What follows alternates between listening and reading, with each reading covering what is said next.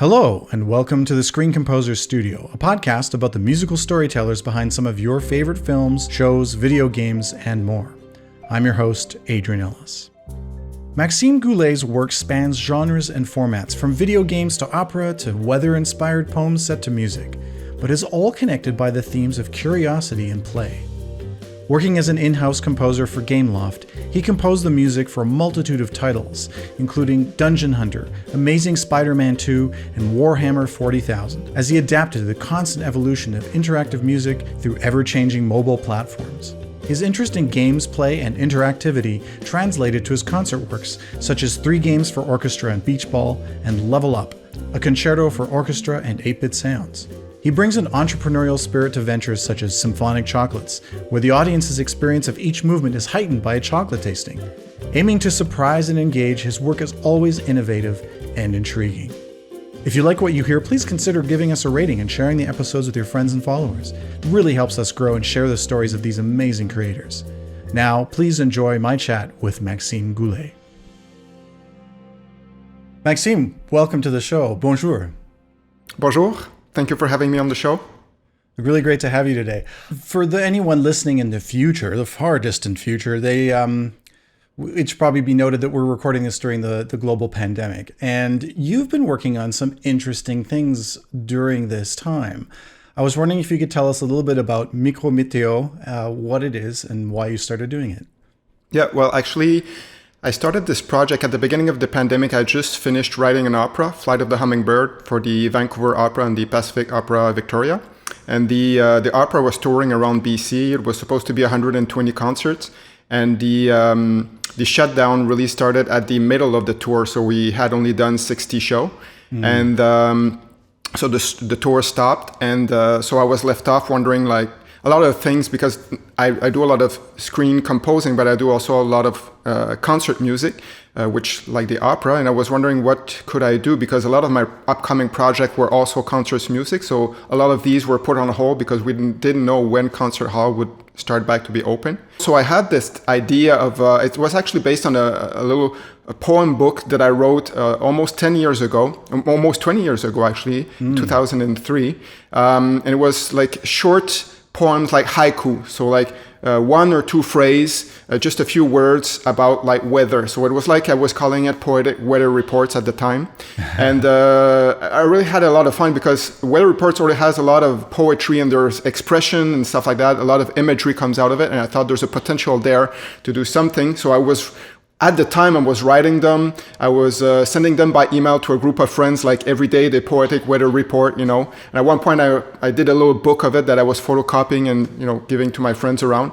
And everybody really enjoyed it. And I always thought back then I was studying in university to become a composer. And I always thought, there's a potential there to put it into music since I'm a composer. But since they're really short, it would be very unsatisfying, I feel, as a concert experience to always hear like a 20-second piece, then it stopped, and it would always create a kind of stop and go effect. So right. I always left it on the shelf, not knowing what to do with it, and I didn't think anybody would be interested to commission that. So I kind of forgot about it until the pandemic arrived, and I thought, maybe that could be an interesting format, because people online, when you browse on Facebook, you rarely get involved into watching a 1-hour thing, Sure. Hopefully this podcast, people will listen until the end. But the behavior of users on social media, usually the attention span is very small and this and that. So the thing that will be watched at its full length is something very short. So I thought, that could be interesting way to bring back this idea of the weather reports, Micrométéo. So I took back the little book and I put it on my piano and I started just, reading the poems and trying to put some music, and having now all this background with film music and music for image, it really made it much easier, because in a small snippet of like 20 or 30 seconds, I'm able to evoke something that is more like rainy day or more like a storm or this and that. We have already these, I'm sure composers listening, just hearing these words, you already have some idea of what, in terms of harmony, texture, stuff like that, you could do. So I thought, why don't I put these into music and then just make like little 30 seconds piece and share them on social media. And I thought that could be interesting also, because for me as a composer, in those days, I didn't know when concert hall would open back. So I thought this kind of gives me an objective, at the end of the day, every day looks alike. I'm locked at home. I can do anything. But now at the end of the day, I can say like, well, I've composed that piece, or I compose, and I could easily compose 1 or 2 per day because they're so short. And so I called up a friend, singer Jean-Michel Richer, and a pianist, Christian Girard, and they were up to it also. So the pianist was recording it. I was sending like the music sheet by internet. He was recording the piano. Then we would send that recording to the singer. He would record the voice. And my older sister, Maxime Goulet, is an artist at Pixar, and she had some free times on weekends. And I was talking to her about the project. So she said, well, if you want some visual for that, I could do like a still image drawing or something like that. I was like, oh, that would be good. And we can like write the text. And I started kind of animated the text where each word appears on screen as the singer sings it, so that you don't see, because it often plays with the double meaning of each word. So I don't want the listener to see the punch of the joke coming ahead. So I started kind of animating each word. And while I was animating and learning Premiere how to do that, I was like, maybe I can also animate the image. So my sister was sending me these images as different layers. So if it's the eclipse, you can see the moon and the sun. I would just like gradually move them during the whole 30 seconds, so you see an eclipse going on. Or if it's like rain, I could make the raindrops and stuff like that. So it became like a little, I was calling it like a mini Fantasia, like in a little 30 seconds of a little mood, And what was interesting for me was to do something that would last after the pandemic, because these videos that we see of musicians playing in the living room and in the kitchen is really fun for now. But I'm not sure that in 5 years we will want to go back and listen to those videos, because the quality is not always there and so on. And since for my project, it was new pieces that I was creating, in a way, these sharing on Facebook and on Instagram was kind of the premiere of these works, So I thought I want to do something that will be good enough that people will want to come back, and even if they're not into the pandemic anymore, they will still find it as satisfying to experience. And it was pretty successful. I mean, you said you told me that it got picked up by the arts media because they really had nothing to talk about at that time, and then you even got interviewed by the Weather Report channel. Yeah, exactly. So a lot of people were, because like you say, like a lot of people in the media scene didn't know, and journalists didn't know what to talk about, because the only news they were coming up is saying like that canceled, this is canceled, and this and that. So what was fun about that project is that it was something kind of creative, and it was positive, and it was like socially distancing as well, so it was safe, showing how we can do something creative within the means of the pandemic, and it wasn't like compromised experience, when you see somebody playing in the living room, it's like, it's fun, but you would feel like it would be so much fun if I could be in the concert hall with a good acoustic and hear that. But when you see Micro Météo, since the visual is fun, you don't feel it's something different. It's not like a concert experience, but at the same time, you don't feel it's a compromise from the concert experience. So that's one thing that I feel.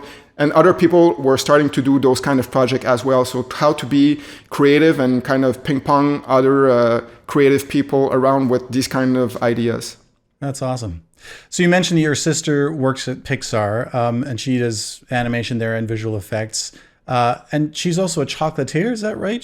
Actually, I have 2 sisters. So my older sister is animator at Pixar, and my younger sister was a VFX, so working film, and now she's a chocolatier. Yes, right. That's really funny because we're 3 creative kids, and my mom was pharmacist, and my dad is in finance. So yes, my grandfather was architect, so we always think that maybe the link came from there. When we were a kid, he was babysitting us and always drawing with us, and so I think maybe the link was there. He was in love. He was always creating a lot of projects. So I think the love of, because a lot of my projects like Micro Météo are projects that I make myself. I'm kind of the producer of it. I bring up an idea, I approach an orchestra, and this and that. And I think my grandfather had that. Like when he was traveling, he had a big love of traveling. He loved photography. He would plan every day what he would shoot, and he would plan the map. And his last trip was in Corse in France. It's like an area where there's a lot of mountain, and my grandmother had a lot of scare of heights. So he planned the whole trip so that the driver would always be on the side of the mountain that had the cliff.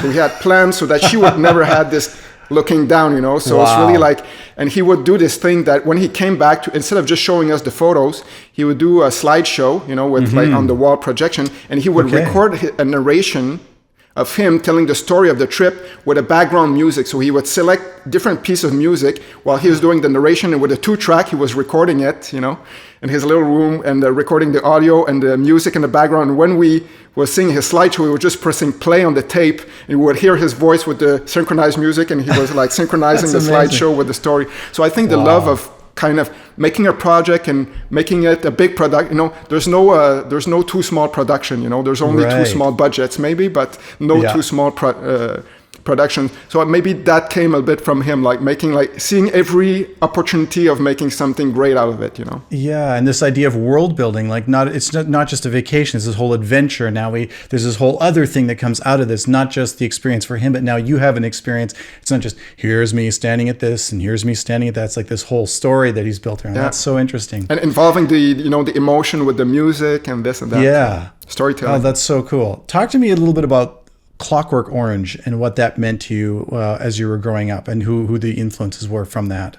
And one time, I still remember that moment. We were in a basement of one of my friends, and someone had a dub VHS of Clockwork Orange, and he said, "Oh, you guys, you have to watch this movie." So we turn off the light, and put the VHS, and then it started. It starts with a red screen, and then you see the big zoom on the face of the character, and you zoom out and it was the music of Purcell.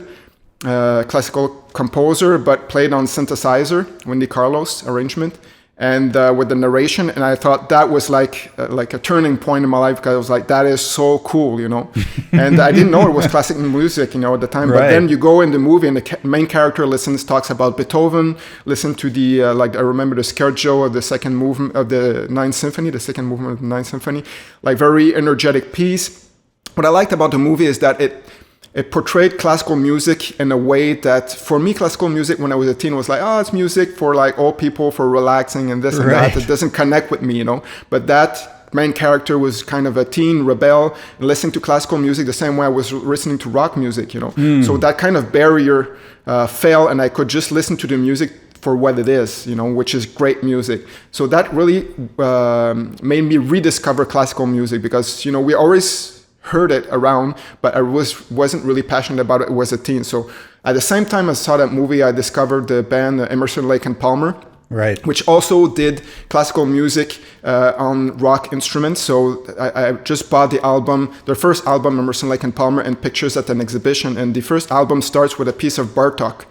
And the Barbarian, which is piano piece, but they play with the B3 and the bass and drum. And there's another piece, Knife Edge, is a piece of Janacek. And these are were unknown composers for me, so I didn't even know it was classical music. It just felt like, wow, this is so cool, And then you read in the booklet, and you're like, oh, that's classical music. Let's dig deeper. And then Pictures at an Exhibition, and then discovering all these things. So I had this rock band with my childhood friend, who actually played bass, and I was like, okay, let's do classical music. And he was really into that too. He saw the same Clockwork Orange and went through the same path, as me, as discovering we were lending CDs and stuff like that.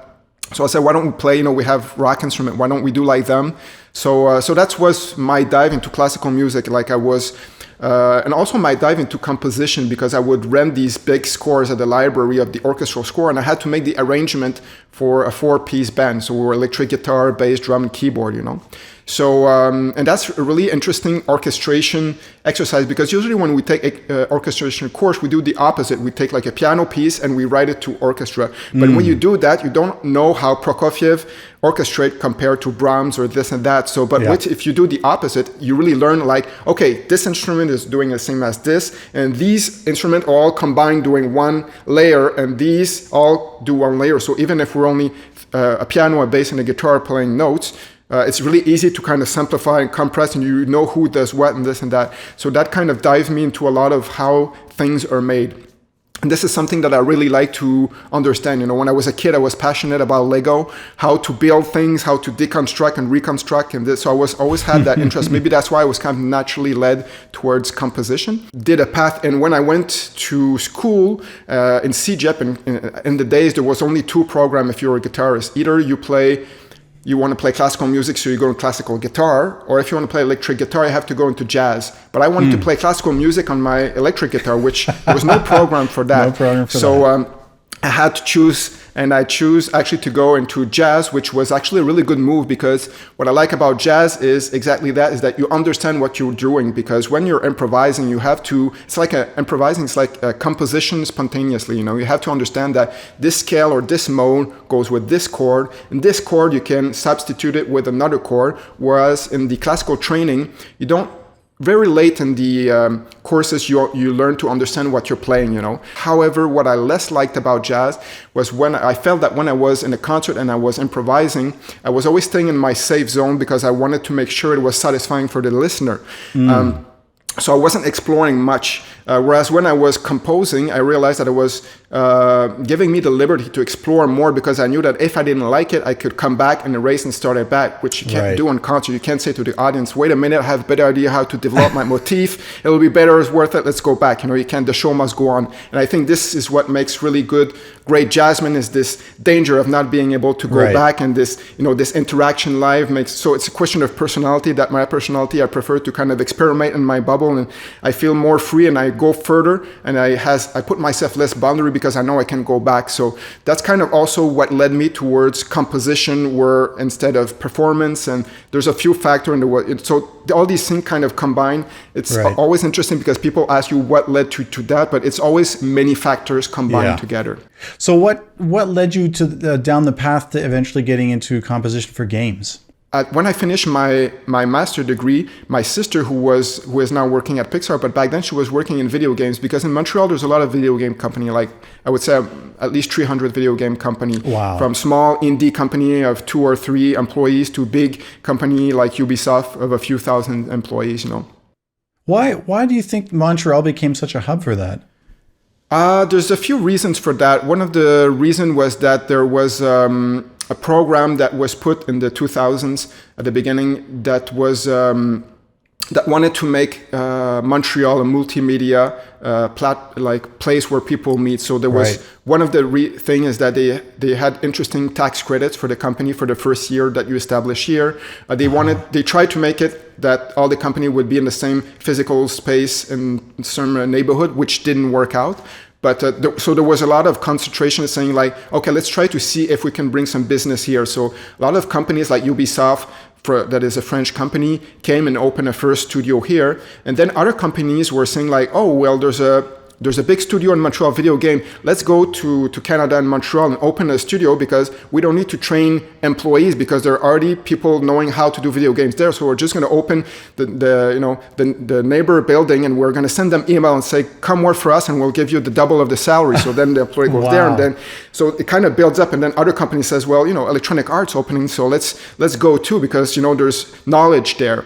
So that really helped kind of create an ecosystem where it's very diverse, and people that are doing indie game is not just young graduate, but it's also people that are very experimented that wants to start their own company. So the indie games are really kind of interesting and creative, and it's not just an amateur thing, but it's a very kind of niche thing that sometimes kind of pulls the mainstream, that's saying like, wow, this attracted so much interest, why don't we do something around that? And so they kind of counter-inspire themselves. So that's why I think Montreal kind of, multiple factors again, but some of these were the main factors. So you were really in the right place at the right time at that. Then. Well, I mean, I think if there was something else growing, maybe I would have been in something else, Right. So because I wasn't that much into games, So it was just my sister was working as an animator for a video game company, and she said, you should look around, because there's a lot of video game in Montreal, and see if you can find opportunity to write for games, because I was working as an assistant for a composer, which I like. I was more into film music than game music, because at the time nobody knew what game music was, it was really kind of an obscure thing. So I was like, well, I'd rather do film music than game music, but again, I'd rather be a composer than the assistant of a composer. I mean, I really liked doing it, but I didn't see myself doing that my whole life. So I was like, oh, maybe would be some opportunity to be credited as a composer, So I started looking around, and it was a company, Gameloft, that was actually hiring in-house composer. So that was really interesting. And they already had like a team of around 10 composer. One composer left, so they were looking for a new composer to replace that composer who left, so I applied and I eventually get it. And it was really interesting because at the time nobody was doing game music, so my demo there was no game music, and because there was no indie game developer to kind of make your training on, it was only like big games, and they were all kind of making their music, most of them in Hollywood and LA and stuff like that. So even in Montreal, nobody knew how to do that. There was no course, nobody was talking about it. It was really kind of obscure. All the people, the composers that were worked there before working there never did any video game music, which is very different now, because now when I teach video game music to my students, I make a collaboration with a video game school, and they do the music of the video games of my, they go into, there's game jam, or they can in a weekend do a soundtrack. There's all these kind of opportunities, Yeah, and I think the composers these days are very much into games as well. They're very much gamers themselves. Yeah. I mean, I played game when I was younger, but I wasn't that much of a gamer also. So there was a lot of kind of factors that kind of led to that, and it was kind of a surprising opportunity. So they hired me as a composer, and it was really a super experience. Like, it was first off, it was a great school because, like I said, there was nowhere you can learn about video game. There was no book about video game music, whereas nowadays there's a lot of tutorial podcasts and stuff like that about it. But what year around is this? That was in 2007 when I started working there. It was actually a really interesting time because Gameloft was and still is mainly a developer for mobile games. And when I arrived there was just when the iPod Touch arrived. And that was a really important device because before that, Gameloft was only making Java games. So we were making games like the old school Nintendo system, which is you do a MIDI file. And what is included in the game is only a MIDI file that plays. So when you download the game on your phone, it plays the sound of your sound card of your phone. So there's no wave sound. So if you have a good sound card on your phone, the music will sound nice. And if your sound card on your phone has the cowbell very loud, then the mix of the music won't sound the same as another phone. Right. So it was kind of really challenging to compose, but it was a good school to do that because a lot of limitations. You have to be creative in a lot of ways.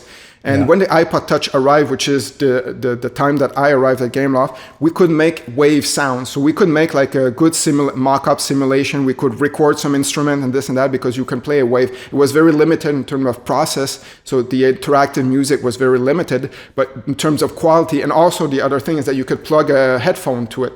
So in terms of mix, you're not limited to the speaker of the phone, but you can say, well, the player might listen with some headphones or plug in on some speakers. So let's do a real good mix and invest some time to make it sound, really good, So that was kind of an interesting time to arrive in that company because there was kind of that turning point with the iPod Touch arriving. And then after that, all the other iPhones and iPad and stuff like that really led the way to, because the evolution of video game music is really tied to the evolution of the technology of the device that's playing the game. Right. I remember, I think this is probably somewhere between 2007 and 2010, thereabouts. I actually, a friend of mine was working as a sound designer at Gameloft, and he said, hey, they're looking for maybe a potential new composer for their in-house team, and I was very excited about it. And I remember, I think the application for that is still among one of the most difficult and challenging things I've ever done. And it really was like a historical look back. Like, here's the earliest way of approaching this and all the way into the present moment. So I think there were about 10 very challenging things that I had to do. And at the end, I remember the one that I found almost impossible to do was you had to make a sound design of like an explosion and some glass breaking and a body fall and a guy getting hit by a bullet. And each file had to be less than 2 kilobytes. And I'm like, how is that even possible? ADPCM is the format. ADPCM. If you know that really format, they were not screwing around. You really had to know your stuff, and it was highly technical, and they were looking for very specific stuff. It was a real education for me. I really got my butt kicked on that one. Yeah, I remember the audio test also. It was like, I actually found it like a few years ago on my computer and listened to it, and I was like, oh my God, I can't believe I did that. But yeah, it was very challenging because we had also to do, when we were doing a Java game, the size of the sound pack was so small that we were also doing the sound effects. But the sound effect was like one gunshot, one hertz sound and one it was very like one coin that you pick up. And the thing is that when you compress it, like at first the explosion is like, and then it's like, okay, this is much too big. The sound of the explosion is bigger than the whole sound pack, so you reduce it, you cut the tail, then you do a little fade out, then you're like, okay, I can remove some frequency, and then at the end it's just like, it just sounds like that, and you're like, well, I'll have to go with that, So it was really kind of very, very, very challenging in terms of how to deal with all these constraints, but at the same time, you become creative because you find, like, for certain device, the MIDI file could only play 4 notes at the same time. Right. So you have to reduce your music to like 4 polyphony, and then the cheapest phone can only play 1 note at the same. So you have to be there's ways to make a melody and sound harmony. So you play that long note, and then before playing the other note, the melody do a very quick arpeggio. So there's no limit in the term. So we can play in a fraction of seconds, like 4 notes, as long as they're really one after the other, but you hear it as all played together. So you can jump up and down, and you create illusion of having a bass at the same time as the top note, but they're actually just jumping very quickly from one another, So there's ways of kind of tricking the ear and thinking there's multiple voice when there's actually only one, And was that something you had to just figure out on your own? Were the other composers at Gameloft into that, or was there some other resource you had to figure those things out? It was really us talking to each other, because like I said, there was no course, there was no online thing about it. So it was really like somebody discovered something. And then I remember like watching a documentary about the Beatles, and when they were learning, the chords, he only knew like E and A, and then he knew someone the other side of town who knew the chord B7. So they took the bus, Paul and John, and wrote all the other, and then the guy just played the B7 chord and was like, yes, we knew like the missing link, They come back and were like, listen guys, I've got it, the fifth. So it was a bit like that, where we were kind of showing each other what we were discovering, at the same time. So when I got in, there was already these other 9 person who already worked there for a few years. So they showed me a lot of tricks on that. And at the same time, like the iPod Touch arrived, so we were always like, new possibilities were always coming ahead. So how do we discover that? That's one thing that I really liked about Gameloft also, is that we had this community of sharing ideas. When we're composer, often we're alone at home all day or in our studio, and we don't have this opportunity of saying to someone quickly like, hey, can you listen to my mix? And it's like, did you try the compressor and this and that? There's this new plugin that just came out, you should look it up. And having this kind of community of really kind of intensely always challenging and each other and always encouraging each other, and there was kind of no competition because we were on a payroll, so it's not like I'm pitching against them, so that was another thing that was really interesting about working at Gameloft, is not having to pitch on project. You're always creating, you're always kind of focusing on creating, because as soon as you finish a game, the audio director says, okay, so now you're going to work on this, and this and that, and sometimes working 2 composers on the same project and this and that. So you're always focusing on creating new project, learning new plugins and this and that. So it was really kind of a good school for all of these reasons. This podcast is brought to you by the Screen Composers Guild of Canada, celebrating its 40th year in 2020. The SCGC is a national association of professional music composers and producers for film, television, and media, whose mission includes promoting the music, status, and rights for film, television, and media composers in Canada. Special thanks to the SOCAN Foundation for financial support. For more information on the SCGC, please visit www.screencomposers.ca and follow us online at Screen Composers. And now, back to our show. I was also really into interactive music. So when new consoles arrived, so the Nintendo Wii arrived also around those years when I started working there. And I got to do one of the first Wii game that Gameloft was Ghost Mansion. And so I was really into interactive music. I went to a few conferences into learning, and then I remember going to a conference of Tom Salton, who was talking about, okay, one of the way to do interactive music, you can have all these layers. So you record these stems, and you can play with the volumes of the stems. So you can have like just the track of the strings, and that is volume 100%, and the other tracks are volume 0%. So when something happens in the game, you just raise the volume of the perks. So then you start having perks, but they're all still synchronized, but it sounds like the music is evolving with the performance of the player, in real time. So that was really I was like, okay, I'll take note of that, and then I'll try it out. And then I was like, okay, that's interesting, but it's just adding or removing. Maybe we can compose two versions of the same music, one more relaxed and more intense, in the same tempo. So the relaxed, the theme will be played in the violin, and then the intense, the theme will be played by the brass, and then we will crossfade from one another instead of just adding. And then, so that makes more kind of a film music, because when you listen to a film music and somebody starts a combat, the composer doesn't just add some percussion into the relaxing music. The whole orchestration kind of becomes epic. So it's like, how can you do that with video games? So I got the idea, instead of adding, why don't we crossfade from one version of the music to the other, so then it becomes really kind of epic, So that I didn't really learn it from anybody else. It was just by thinking and trying out things. And for another example, we had an audio engine that we were developing. So an audio engine for a video game is like the software that you use to make the music interactive in games. And we use that also to make the sound effects interactive. So when the person walks, there's some footsteps, and if the other character is coming closer, you'll hear the volume of the footstep coming closer, or from the left or the right, and this and that. So this is the sound engine. So you don't record like a footstep of somebody walking from far away to close, because you never know. So you just record footstep, and then the engine will mix it to make the volume go higher, and also the EQ to have a less and then more high pitch so that it comes closer.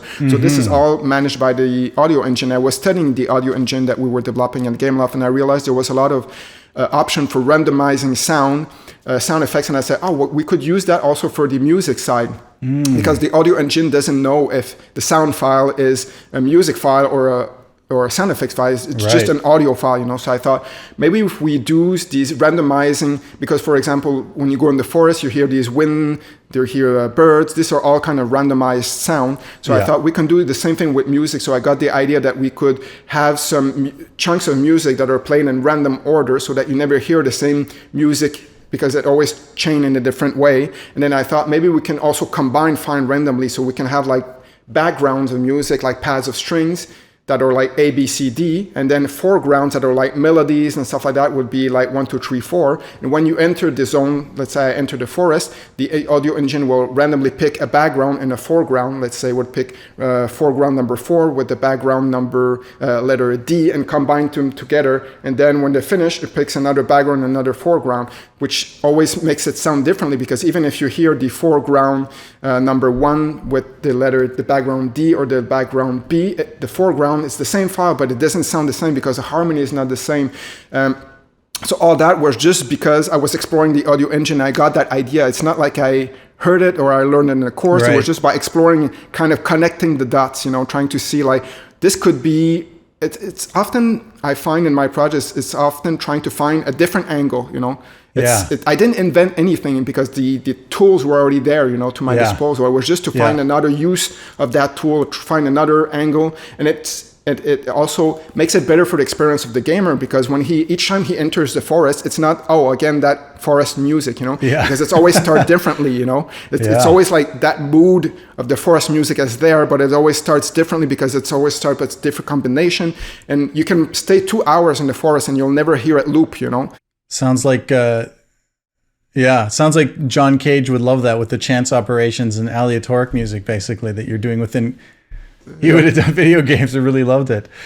The other day, a friend was playing the new Zelda game, and I'm just watching this character running around and doing these things and thinking about the character as a person, how my friend as the player is relating to that character. How do you find your way into themes or character development or things like that? Is that something that's part of game music and how you think about it? Yeah, well, it really depends from one game to another, and it's similar for film or TV as well, because in game, it's very diverse. I mean, there's games about sports, there's game puzzle games, there's games adventure game, there's games so it's as diverse as TV and film. Just add an interactive aspect to it. So in puzzle games, you won't really necessarily have a theme to represent the character, because there's no character, or in car racing game either. So, but the main games that I usually do is more like kind of adventure games. I did a lot of games that were based on movie, like Spider-Man and Iron Man and stuff like that. For themes, I still use themes, because it's actually what's really interesting about themes is that it acts on the memory. So if you want to kind of make some association that this location you already been there, or this character is someone you already met before, create this feeling of familiarity, of knowing, so of common ground or something like that. Music can help the player. So the music is really there also to create an immersive environment, but it's also there to help the player. So there's some games like Journey. In the game Journey, it's one of my favorite games, really beautiful, it's very poetic, very artistic, and you're kind of sometimes you're walking in the desert, you don't know exactly where you're going because there's no text and so on. You just, sometimes you hear the music starting very far, it sounds very far away, so you're kind of attracted, so you align in that direction, you continue, then the music starts to build up, and it's just because the music helps you to guide you to feel that you're in the right direction. So so there's all these kind of similarity with film music, also like creating a false scare, Like in the movie, there's a doorbell that rings at night, and then tense music starts, and then the babysitter goes at the door, and it's just like the pizza delivery, and then so it's kind of music is not there just to support what's happening, but also creating these kind of false expectation. You have that in games also. When you have games that are more in terms of suspense game, you will create these false expectation and play with the expectation of the player. So all these things that we do in film music are also there in video games. You just have to think about like, well, what if the player does this instead of that? The music has to change in a way and branch into that direction. So it's just like, in essence, it's very similar. It's just like in the way that you actually do it, that produce it is very different. Mm-hmm. That's very interesting. So I want to move on to the concert music, because that's another big part of your career now, where you're spending a lot of your time is writing music for the stage. And when I listen to all your work, and it's not just hearing the music, which is wonderful, but also the way you title it and the way that you come up with your ideas. Two words spring to mind for me: curiosity and play, which makes perfect sense too from your background, with titles such as 3 Games for Orchestra and Beach Ball, Level Up, Concertina for Orchestra and 8-Bit Sounds, and Checkmate, which was basically scoring a famous game between Kasparov and the Deep Blue computer playing chess with each other. I'd love for you to talk a little bit about your work called Symphonic Chocolates, which is fascinating. So a lot of the ideas of my concert piece, I get them in everyday life. So a lot of my concert piece, actually, it's not just like what people call pure music. So it's often there's a concept, there's an inspiration, it evokes something very specific. And a lot of these ideas, I find it in everyday life. So one day I was walking in a chocolate shop and I was reading the description of the chocolate, and it was talking about texture, about contrast, about mix of flavor. And I thought, that's interesting, because we have that in music too. We have contrast, mix of flavor. So I thought, why don't I compose a piece following the description of the chocolates? And so I thought I could pick 4 flavors and just write a little suite, like a little symphony, and just follow the description. And at the same time, I thought, maybe the audience could have a box of chocolate and eat each corresponding flavor of chocolate while the piece is performed. So it's like a soundtrack for chocolate tasting, Right. So the first movement is caramel chocolate. It's very soft and lyrical, just like caramel, it's like melting.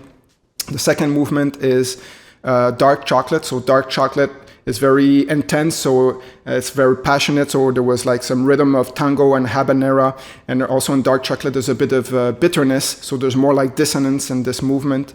And the third movement is a mint chocolate. So the mint chocolate is very, when you eat mint, it's very fresh, it's like cold. So there's a lot of these kind of I make a kind of wind effect at the beginning where the musician just go like, whoosh, and you hear that kind of the wind sound in the concert hall. The audience really likes it all the time.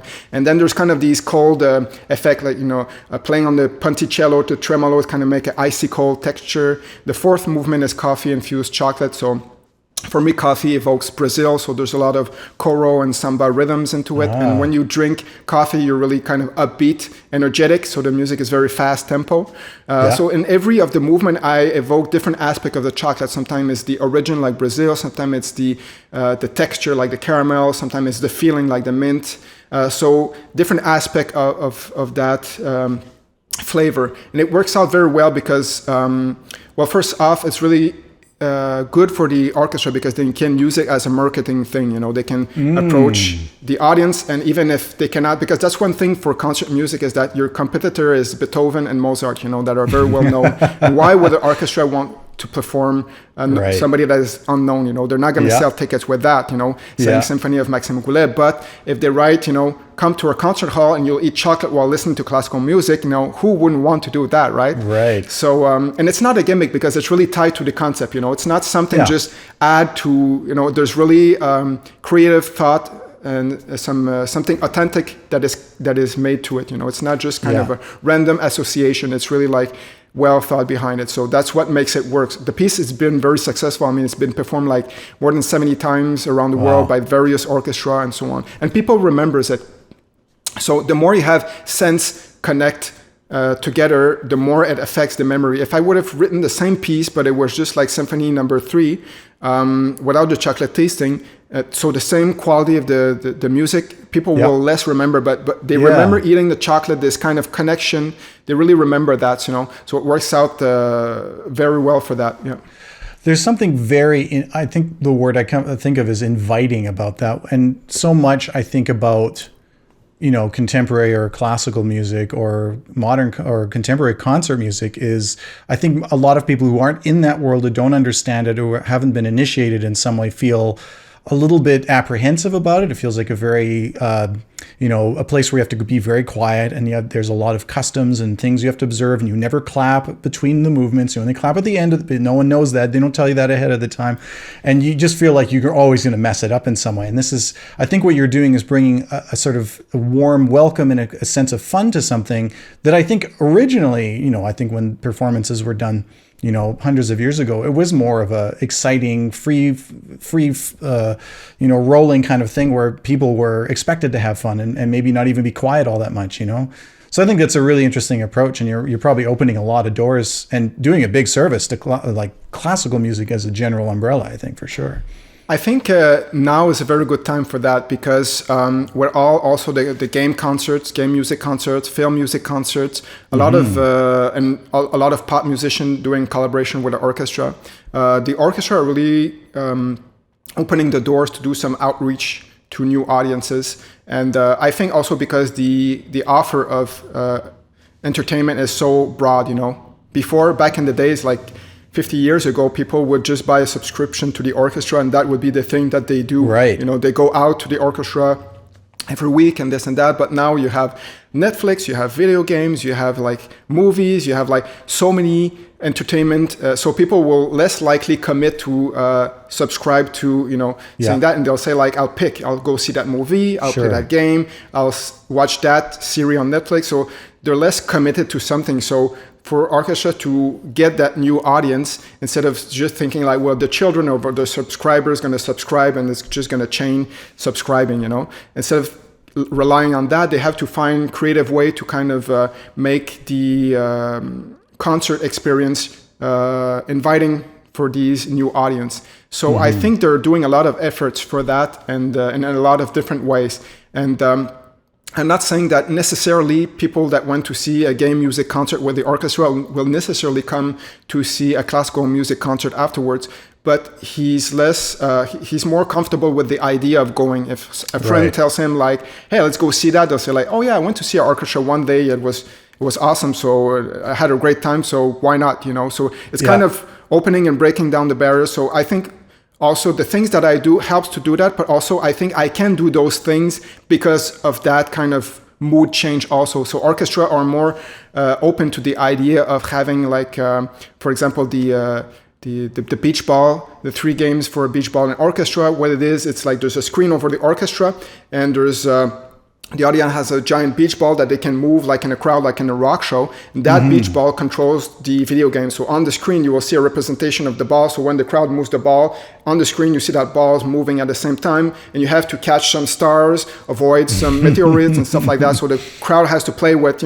moving the ball to play the game. And the orchestra has to follow in an interactive way. So if it catches stars, the orchestra will, and if it gets touched, the sad music. And if you win or lose, you have the jingle of, if not a lot of time left, the music will go faster and this and that. And I remember after that concert, there was someone who came to me and said, I was holding my kid up to my arm so that he can play the ball. And at the end, he said, like, his kid said to his dad, orchestra concert always this fun, to which his father could have replied, well, sometimes you even get to eat chocolate. So I think the orchestra also are more open to this kind of concept that I bring. And so it's kind of both ways, I think maybe it would have been difficult to do these kind of things like, 100 years ago or something like that. Right. But then even when you look back in history, there was always some playfulness and some concept of some piece in orchestra, Mozart did the musical joke, and, there was always kind of a place to Camille Saint-Saëns, the animal of the carnival of the animal. He was writing this piece, and he was supposed to write a symphony, and he was like, he locked himself in a chalet, and he was supposed to write a symphony, but he had so much fun writing that he even wrote to his publisher, like, I'm sorry, like, I'm having so much fun writing this piece based on animal. It's so funny. And he just wrote it for a group of friends because it wasn't even published. He didn't want it to be published before his death because he was afraid that it would harm his career of serious composer. So it was unpublished. It was only played in private group. It's kind of a chamber piece also,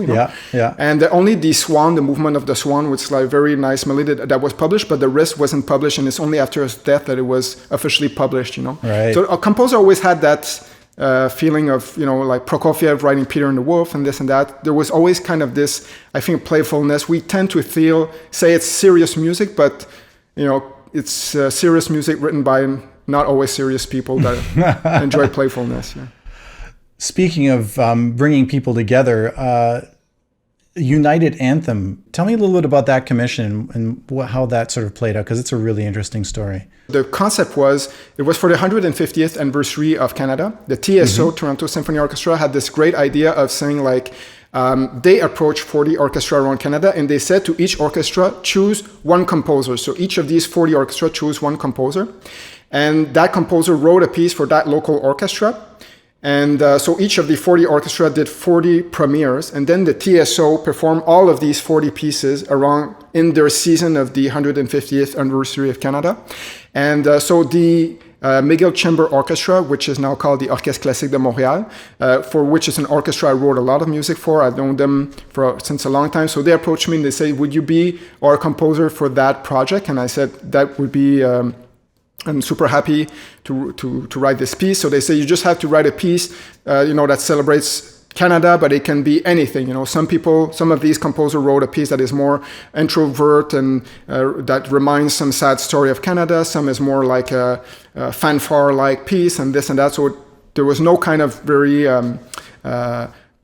constraining rules. And but that specific orchestra that was working, it said, we want a piece for Canada, but we also want to be able to play that piece in another concert, which is a children concert in which there's a story of an alien that comes to Earth, discover the orchestra, and the orchestra plays music from all over the world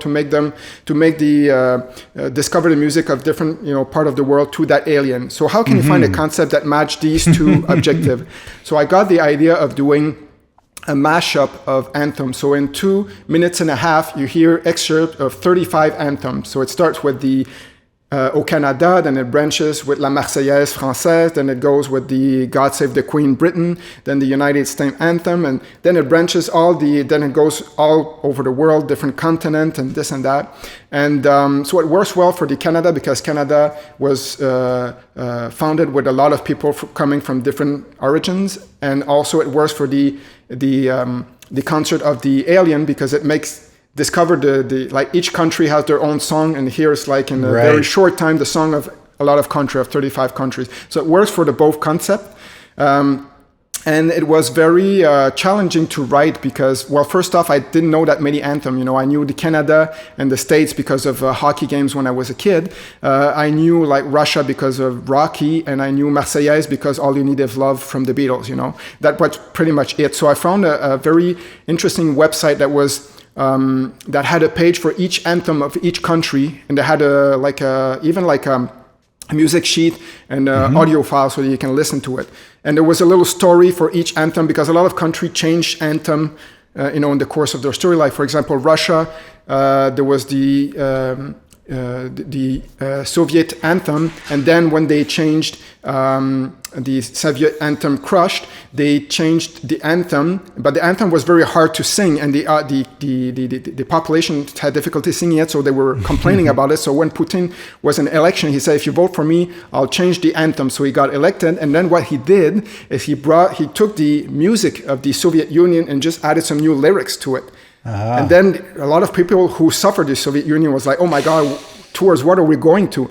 But the music of the Soviet anthem is very beautiful. I think for me, it's maybe my favorite anthem musically, you know. I remember playing on the piano, and my spouse came in and said, oh, that's such beautiful music. What is it? You know, and I said, it's the Soviet anthem, you know, because there's a lot of harmonic march, chord progression. It's very nice music. So you discover all these backstory also of the anthem while doing it. So that was something that I really enjoy. Each time I do a project, I always try to immerse myself and discover new things. You know, like when I was doing Chocolate Symphony, I had to eat a lot of chocolate. So to inspire myself, the only time I gain weight while composing. So for the anthem, I learned a lot of new anthem. Actually printed out all transposed them in the same key and wrote the chord progression under, so that because sometimes I'm writing and then there's that chord progression, and I was like, I would really need a 2-5-1. So which anthem can have a 2-5-1 where the melody could also connect, and you know, so it was really kind of complex on my piano. Well, I had like mini anthem, all the sheets, and it was a very kind of puzzling piece to put together. But also I wanted to show that because in an anthem, the lyrics sometimes create friction from one another because their values are different from one country. Yeah, right. But the music, it can connect, you know. And I feel for me, music is really emotion. And I feel that human around the world have similar emotion. You know, everybody wants to have a peaceful, happy life. Everyone wants to have some goals. And, you know, we're much more similar in terms of humans that a lot of people would like to make us believe that we are, you know. Another aspect that is really interesting about that piece, because sometimes we play the piece with the flag, so you can see which one is associated with that, because a lot of anthem we don't know. I didn't know that before I composed that piece. So, for example, the YouTube video that we did, which went viral, it's like 60,000 views and a lot of comments and this and that. We put the flag so people can know which one is associated. But sometimes it's performed in concert without a screen, and the people just listen to it. And what's very interesting is that an anthem, we never remember exactly when did I learn an anthem. I feel like I always knew that song, you know. Yeah. And that is true for everyone from each country. So when you go to the concert and suddenly you hear, like I remember somebody after the concert said, I'm from Argentina, and then I heard that little snippet of 5 seconds of the Argentina anthem, and it's like suddenly I know this, you know, and then it goes right away, you know, it goes out. Yeah. And everybody has that moment of enlightenment, a very strong warmth at a different moment of the piece, you know. So it's very interesting. Somebody from South Africa said, oh my God, I heard that little snippet of South Africa, you know, or Japan or this and that. So it's really interesting to have this kind of connection at different moment very strongly. For each person is very different. So that piece was also like for me a special project for that, you know. And putting it together was very complicated because I felt actually at the beginning I felt it was going to be easy. I felt like, I don't need to compose a piece. I just mash up, just take excerpts and put them together. But then there's so much possibilities, you know, and how can you, and also it's like I want to try to take a little excerpt that people will recognize, because if it's just like 3 notes of a scale going up, it's not characteristic enough to recognize that anthem. So, but each anthem always have that little dotted rhythm or something particular, arpeggio with the triplets or this and that makes it a bit more special. So it's trying to find those special moment connect. It's like making, having different puzzle box, and you have to take one piece of each puzzle and make a new puzzle, but you don't have any image reference to how to connect them together. So it was actually very challenging to write, but at the same time very satisfying. Like, because people, when they listen to it, if they don't have the image of the flag, they just hear it as a nice piece. You know, they don't see where the breaks are often. You know, so that's also one of the thing that makes me feel that it was successful, is that it can be also listened to it as a just pure music, and it's still satisfying. I always try to, even with Symphonic Chocolate and all the concept, it has to be musically satisfying. It doesn't rely on the concept to be appreciable for the audience, So that's also one thing that is really important for me, is that it has to be musically satisfying. Just like film music, it has to work with the image, but the music has to be satisfying also. It's not just the background. There's also if you're listening to the music, there's also a layer of deepness to it that makes it interesting and wanting you to get into that world again. You want to watch that movie again because the music is contributing to you to wanting to be drawn to it again. There's the idea of identity tied into all that, and when we were speaking before this interview, you you talked about a challenge that you see a lot of composers going through in relation to identity, and this is sort of this pressure to find your own voice. And I really liked your ideas on that. Can you sort of expand on what you were talking about? Yep, and actually that kind of links to what we were talking about, Calixte Lavallée quoting some different excerpts of different pieces in his own composition. I feel that it's also because I'm a teacher. I teach video game music composition, and I noticed there's often a lot of pressure even on composers that are very experienced on always trying to find their renewing or finding their own voice or something like. It seems like, especially if you're the concert music scene, like every piece you have the pressure that you have to revolutionize the music, sometimes. Right. And I feel that it's an unnecessary pressure. I think that, especially for young composers, it's important to focus more on craft and developing your craft, because while you're developing your craft, you're focusing more on objective things. And each time you're developing and polishing your craft, you're making decisions. So you're deciding that I will choose this rather than that. And by the selection of what you're choosing, this will kind of create your personality, because each person have different musical tastes. So they will tend to use this type of harmony, but with this type of instrumentation and this and that. Oh, I really like this thing. I really like that thing. Why don't we try combining it together? So the personality will kind of naturally emerge by the choice you will do while polishing your craft, So I'm not saying that it's not important to have kind of an ideal goal that you wish to have a very personal voice, but don't feel that you have to put your pressure on yourself that each piece you write is something radically different from what you did before and this and that. Because it will just prevent you to compose. You'll write one chord and you're like, this chord, C major chord, has been so used, let's try another chord, and you won't be able to go forward. So you have to give yourself a chance and let the judge out of the room out of the studio for a little while. Give a chance to your idea to breathe and to come up and to live and try out with different things. Often what I do with project is I try to. I remember going to a conference of Inan Zur, who's a famous video game composer, and he was saying like a project has to have like 15% of originality and 85% of mainstream. And he was saying, and that was in the angle, not his personal identity, but more in terms of producer. When producer says like, it has to be something new, something we've never heard. And each time you come with something new, never heard, there was like, no, not that, too far. So then and he kind of made the equation that 15% of something new, let's say a new instrument or a new mode or a new something like that, and 85% of mainstream is the good balance to kind of feel that a person feel like, oh yeah, that's something new, but new in the sense that you're still in your comfort zone, but you're just pulling out a little bit, So it's important to kind of have open eyes on what are the opportunities. So this applies not only for the music aesthetic, but for your career opportunities and everything. Always keep an eye on the goal, because it's important to have the feeling that you're going somewhere. And these projects are meaningful because they're driving you to that goal that you're aiming for, but not focusing on the goal. Always focus on the next step. So where can people find you online, follow you on social media? What's your website? Where can people sort of see what you're up to? I would say the main hub is my website, maximegoulet.com. And from there, they can find links to my Instagram, to my Spotify, to my YouTube channel, and to everything that I usually publish a lot on my YouTube channel of my projects. And but the main hub is really on my website, because since I work in different fields like video game, opera, and this and that, the website kind of classify in what could be the interest of the listener. If they want to listen to the poetic weather reports, that's in the classical music section. If you want to listen to the soundtrack of a video game that I did, this and that. So Love it. Beautiful. Maxime, this was so much fun. Thanks so much for hanging out and for all the great stories and really interesting insights into the really diverse portfolio of work that you're doing. So I'm sure everyone's going to take a lot out of this. Well, thank you. It was my pleasure sharing all these stories with you. Thanks for listening. If you enjoyed this conversation, please consider showing your support by giving the show a 5-star rating and sharing the episodes with your friends and followers. The Screen Composer Studio is produced by myself, Adrian Ellis. Graphics and post-production assistance by Nick Grimshaw. Special thanks to our managing director, Tanya Dedrick, as well as Charlie Finley, Elizabeth Hannon, and Guggan Singh for their support.